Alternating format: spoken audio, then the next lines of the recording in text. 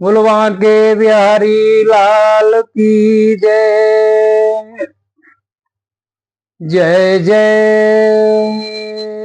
श्री राधे। प्रिय भक्तों, आज मैं आपको संपूर्ण महाभारत कथा के वन पर्व के प्रथम भाग की कथा सुनाता हूं। आप लोग बड़े ध्यान पूर्वक महाभारत की कथा सुने और मेरे चैनल ब्रजेंद्र दीक्षित ब्लॉग्स को सब्सक्राइब करें, लाइक करें, कमेंट करें एवं शेयर करें। साथ ही बेल आइकन दबाना न भूलें ताकि मेरे प्रत्येक वीडियो आपके पास सबसे पहले आ सके। तो आप कथा सुने। वन पर्व में पांडवों का वनवासी जीवन के बारे में कथा सुनाई गई है। पांडव लोग अपने अस्त्र शस्त्र लिए द्रौपदी सहित हस्तिनापुर से उत्तर दिशा की ओर वन के लिए बढ़ने लगे। बहुत से पांडवों के स्नेही जन भी साथ में ही वनवासी जीवन व्यतीत करने की इच्छा से पीछे पीछे जा रहे थे, परंतु युधिष्ठिर ने सबको समझा बुझाकर वापस कर दिया। पांडवों ने अपने अपने रथों से गंगा जी के किनारे पहुंचकर प्रमाद नामक वट वृक्ष के नीचे रात्रि का विश्राम स्थल चुना। उस दिन दुख से वे निराहार ही रहे। बाद में वहां कुछ ब्राह्मणों की टोली आ गई। उन्होंने अग्नि प्रज्वलित की और रात का समय पांडवों का आनंद पूर्वक व्यतीत हुआ। प्रातःकाल जब पांडव लोग वन में प्रवेश करने को तैयार हुए तो ब्राह्मण लोग भी वन में आगे चलने के लिए तैयार हो गए। तब युधिष्ठिर ने सबसे हाथ जोड़कर विनम्रता पूर्वक प्रार्थना की कि हे ब्रह्म ऋषियों, आप लोग हमारे साथ वन में न चलें। वन में अनेकों प्रकार के कष्ट होने के साथ वहां आपके भोजन की व्यवस्था भी हम लोग नहीं कर पाएंगे। अतः कृपया दया कर आप लोग वापस हो जाएं। ब्राह्मण लोग बोले, आप चिंता न करें, हम लोग आपको सुंदर सुंदर कथाएं सुनाया करेंगे। धर्मराज बोले, आप लोग भी हम लोगों के लिए कष्ट सहें, मेरी आत्मा नहीं कहती, कहकर चिंताकुल हो गए।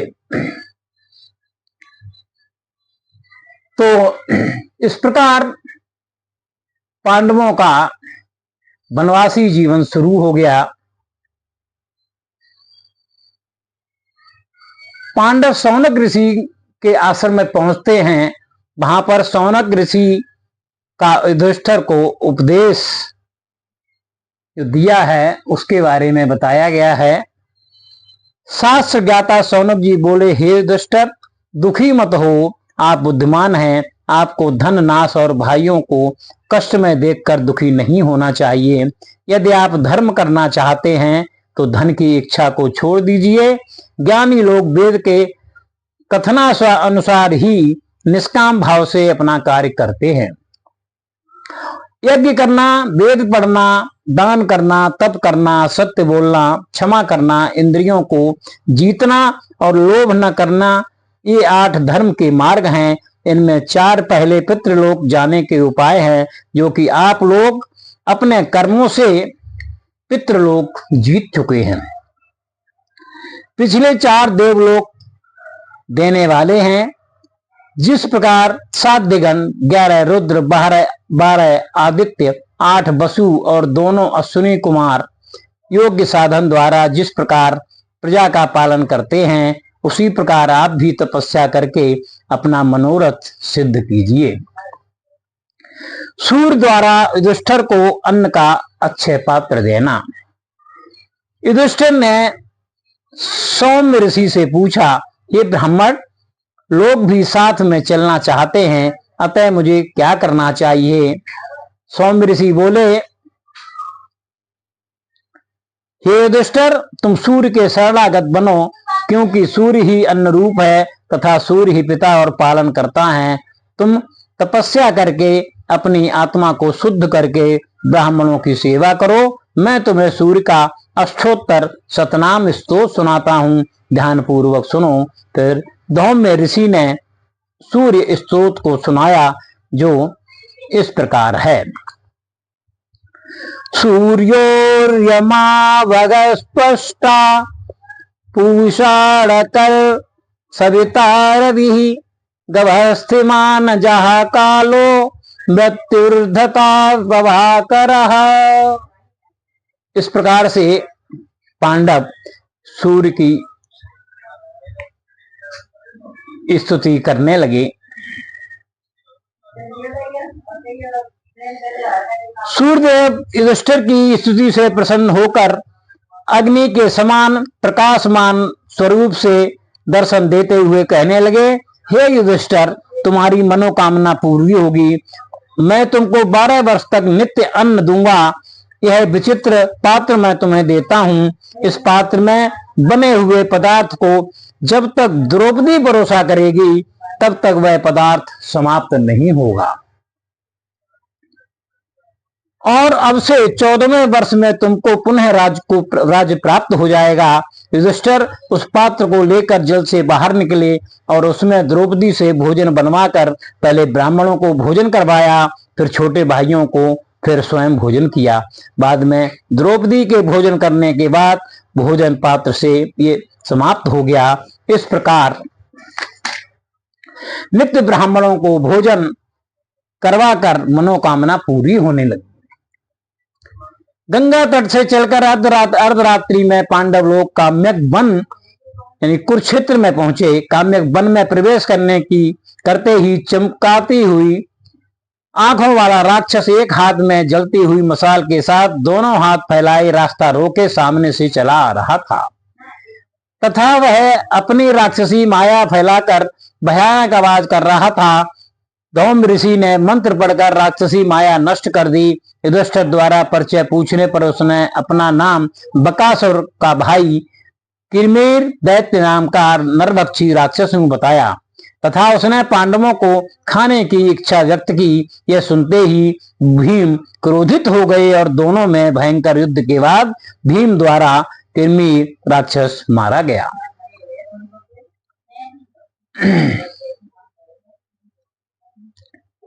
अब आप द्रौपदी के द्वारा श्री कृष्ण से दुशासन द्वारा सभा में अपमानित किए जाने की घटना का वर्णन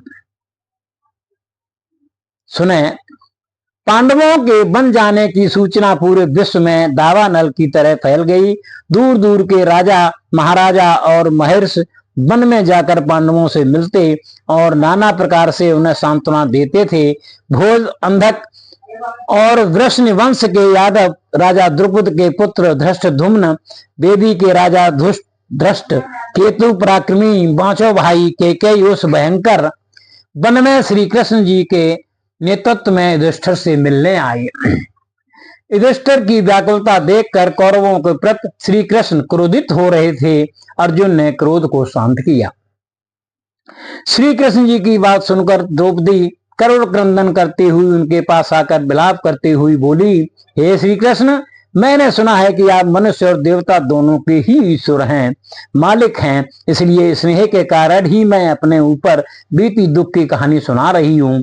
मैं धृष्टद्युम्न की बहन, पांडवों की पत्नी तथा आपकी स्नेह पात्र होते हुए भी भरी सभा में घसीटते हुए खींच कर लाई गई।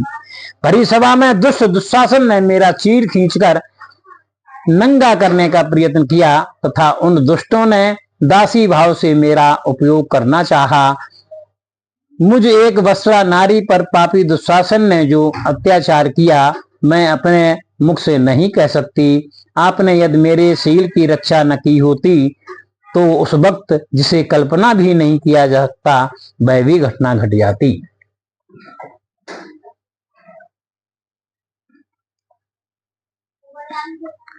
उस वक्त तो मुझे यह लगा कि दुनिया में मेरा कोई नहीं है, न मेरे पति है, न भाई है, न बांधव है, न पुत्र है, न पिता है, और हे कृष्ण, तुम भी मेरे सहायक नहीं हो। तभी तो दुष्ट दुशासन ने बाल पकड़कर जमीन पर घसीटते हुए मुझे अपमानित करने का साहस किया। कर्ण ने मेरी हंसी उड़ाई। पांडव भी नपुंसक की तरह चुपचाप बैठे रहे। मेरे गर्भ से जो इन पांडवों द्वारा 5 तेजस्वी व महाबलशाली पुत्र प्रतिविंध्य, श्रुत सोम, श्रुत कीर्ति, शतानीक और श्रुतकर्मा हैं, इनके कारण तो पांडवों को मेरी रक्षा करनी चाहिए थी, क्योंकि मैं तुम्हारी भक्त संबंधी अग्निकुंड से निकलने के कारण तुम्हारे सामर्थ्यवती हूं, कहकर द्रौपदी जोर जोर से विलाप करने लगी। द्रौपदी को दुखी देखकर श्री कृष्ण भी दुखी हो गए और बोले, हे बहन, तुम्हारी शपथ खाकर यह दृढ़ प्रतिज्ञा करता हूं कि जब तक सभी कौरवों की लाशें युद्ध भूमि में गिरकर चील कौवे के और गीदड़ों की क्षुधा शांत नहीं करेंगी और तुम्हें राजरानी नहीं बना दूंगा, तब तक शांत नहीं बैठूंगा, चाहे इस विश्व के सारे नैसर्गिक नियम परिवर्तित हो जाएं, परंतु मेरी यह प्रतिज्ञा असत्य नहीं होगी। इस तरह समझा बुझाकर द्रौपदी को शांत कराया और बोले, मैं द्वारकापुरी में था ही नहीं तो किसी भी दशा में यह जुआ का खेल होने ही नहीं देता। यदि दुर्योधन आज मेरी बात नहीं मानते तो मैं उन्हें बंदी बना लेता। इसी तरह नाना प्रकार से धृष्टद्युम्न ने भी अपनी बहन द्रौपदी को समझाया। युधिष्ठिर ने श्री कृष्ण से पूछा, उस समय आप कहाँ थे? श्री कृष्ण ने उत्तर दिया, राजसूय यज्ञ में बने मैंने शिशुपाल का वध किया था ना, इससे उसके परम मित्र साल ने मुझसे नाराज होकर हमें द्वारकापुरी में उपस्थित न पाकर सौभ नामक नगरी रूप तीव्रगामी विमान पर चढ़कर द्वारकापुरी पर आक्रमण कर दिया था। साल युद्ध में सफल नहीं हुआ, कारण कि प्रद्युम्न ने बड़ी योग्यता से कुशलता व वीरता पूर्वक साल को पीछे खदेड़ दिया। मैंने आपके पास से यज्ञ समाप्त होने के बाद जाकर द्वारकापुरी तहस नहस देखी तो इसका कारण ज्ञात किया। फिर मैंने साल पर आक्रमण कर युद्ध में मार डाला। जब मैं उसके वध के पश्चात द्वारकापुरी को वापस आ रहा था तो रास्ते में इस महा अनर्थ को सुना। यदि मैं इस प्रकार साल के साथ नहीं उलझा होता और द्वारका में ही रहता तो मैं इस जुए के बारे में ज्ञात होते ही आकर ये प्रकार इसे नहीं होने देता। चाहे मुझे धृतराष्ट्र उस दूत में आने के लिए निमंत्रण देते या नहीं देते, खैर अब तो जो हो गया वह हो गया। अब पीछे की घटित को भूलकर भविष्य के बारे में विचार करना चाहिए कि आगे क्या करना है। विचार विमर्श के दौरान युधिष्ठिर को बार बार अनेकों प्रकार से क्षत्रियोचित वीरता का धर्म पालन करने की प्रेरणा दी। सब सुनने के बाद युधिष्ठिर ने कहा, हे महाप्रज्ञ, क्रोध नाश का मूल है। क्रोधित मनुष्य ज्ञान शून्य हो जाता है, उसे ज्ञान नहीं रह जाता। अतः वह गुरुजनों को कष्ट देने, मर्यादा का उल्लंघन करने, अबद्ध का वध करने तथा अनुचित कर्मों को ही उचित मानकर करने लगता है, जिससे उसका तेज नष्ट हो जाता है। कठिन से कठिन विपत्तियों में भी क्षमा करना ही श्रेष्ठ है। ज्ञानी पुरुष सदा क्षमा को ही वर्ण करते हैं, जिससे उसका तेज नष्ट नहीं होता है। क्षमा धारण करने वालों को ब्रह्मलोक प्राप्त होता है।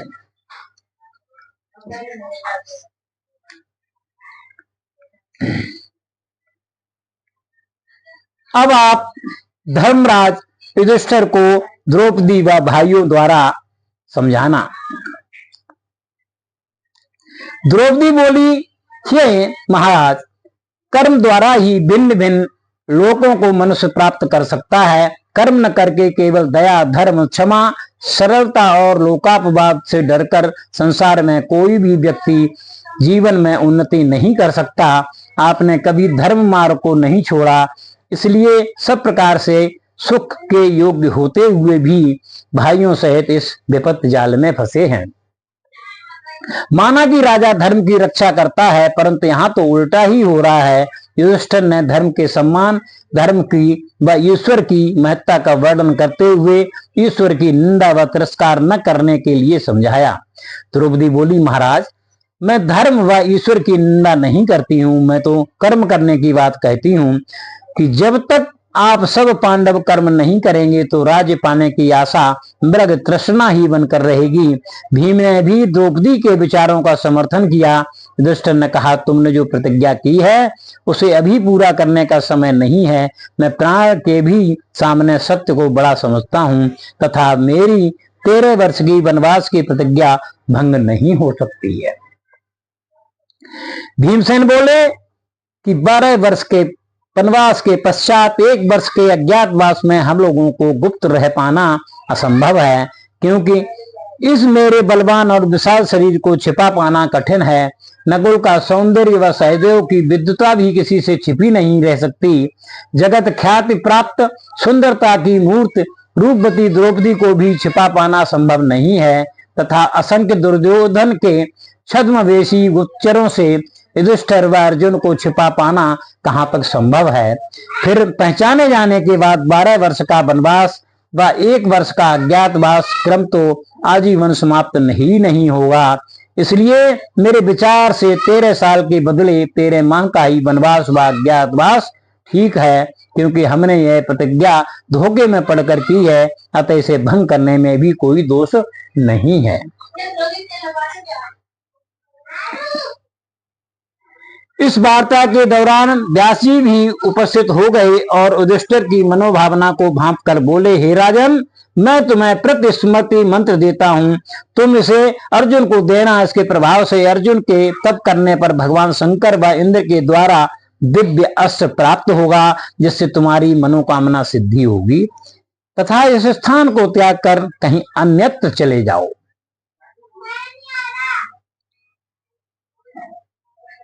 युधिष्ठिर तत्काल ही इस द्वैत वन को त्याग कर काम्यक वन में पहुंच गए।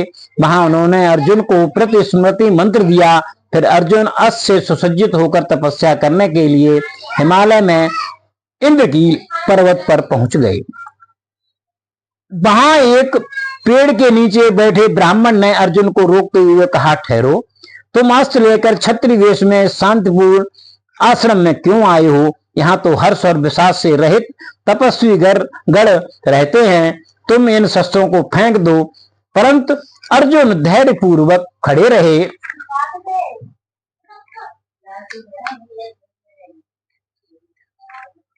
तथा ब्राह्मण ने प्रसन्न होकर आशीर्वाद देते हुए कहा, तुम्हारा शुभ हो बेटा, मैं इंद्र हूं। तुम्हारी अस्त्र विद्या सीखने की भी इच्छा पूर्ण होगी।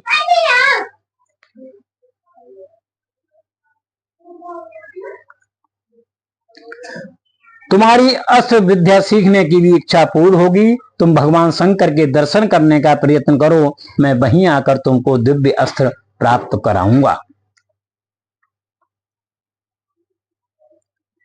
इस प्रकार इंद्र भगवान ने बता दिया कि कैसे उन्हें अस्त्र शस्त्र मिलेंगे। अब ध्यान पूर्वक अगली कथा अर्जुन का शंकर से पाशुपत अस्त्र प्राप्त कर देवलोक में निवास करना, इसके बारे में बताया गया है। अर्जुन भगवान शंकर के दर्शन हेतु हिमालय की उपत्यका में कठोर तप करने लगे। उनकी तपस्या से प्रसन्न होकर भगवान शंकर किरात का रूप धारण कर धनुष बाण धारण किए हुए अर्जुन को दर्शन देने के लिए चले तथा पार्वती भी किराती का रूप धारण कर इनके साथ थी। मूकनादी दैत्य ने जंगली सुअर का रूप धारण कर ज्यों ही अर्जुन पर आक्रमण किया, त्यों ही उस सुअर को अर्जुन ने भी तथा किरात रूपी शंकर ने भी एक साथ ही अपने अपने बाणों से बेध दिया। सुअर मर गया। अर्जुन किरात से बोले, तुम कौन हो? तुमने मेरे लक्ष्य सुअर को अपना बाण क्यों मारा? यह शिकार धर्म के विरुद्ध है। अब मैं तुम्हें बिना वध किए नहीं छोड़ूंगा। मैं तुम्हें मालूम नहीं कि मैं कौन हूं? किरात रूपी शंकर बोले, अरे आजा, तुम कोई भी हो, उससे हमें क्या मतलब? तुमसे क्या मैं डरता हूं? शिकार हमारा था, हमें तीर मारा। हम वन में रहने वाले हैं, अतः वन में जो कुछ भी है उस पर हमारा अधिकार होता है। तुम गांवों शहरों के रहने वाले हो, वहां तुम्हारा अधिकार होता है। तुम्हें अपनी धनुष विद्या का घमंड है, चाहो तो मुझसे युद्ध करके निर्णय कर लो, ये शिकार किसका है? अर्जुन ने भयंकर मर्मवेदी बाणों की वर्षा किरात पर की तथा तरकस भी बाणों से रिक्त हो गया और किरात के शरीर पर खरोंच भी नहीं आई। यह देखकर अर्जुन आश्चर्यचकित तो हुए, परंतु अभी भी किरात को पहचान नहीं सके कि ये भगवान शंकर ही रूप बदल कर आए हैं। घमंड में चूर अर्जुन ने धनुष को ही किरात के शरीर में मारना चाहा, परंतु किरात ने धनुष को छीन लिया। फिर अर्जुन ने किरात के सिर पर तलवार मारी। किरात को तो कुछ नहीं हुआ, परंतु तलवार टूक टूक हो गई। फिर दोनों में मल्ल युद्ध हो गया। किरात ने अर्जुन को इतना जोर से दबा दिया कि अर्जुन के शरीर की हड्डियां कड़कड़ा गईं। अर्जुन ने भगवान शंकर को पुनः शक्ति प्राप्त के लिए याद किया। किरात तुरंत अपना रूप बदलकर शंकर के असली भेष में आ गए। अर्जुन को यह दिव्य ज्ञान हो गया कि किरात ही वास्तव में शंकर भगवान हैं और मेरी परीक्षा ले रहे हैं। अतः अपनी नासमझी पर संकोच करते हुए भगवान शंकर के चरणों में पड़कर क्षमा याचना की। भगवान शंकर ने प्रसन्न होकर अर्जुन को गले से लगा लिया तथा अर्जुन को धनुर्विद्या में धनुर्धन होने का घमंड दूर हो गया।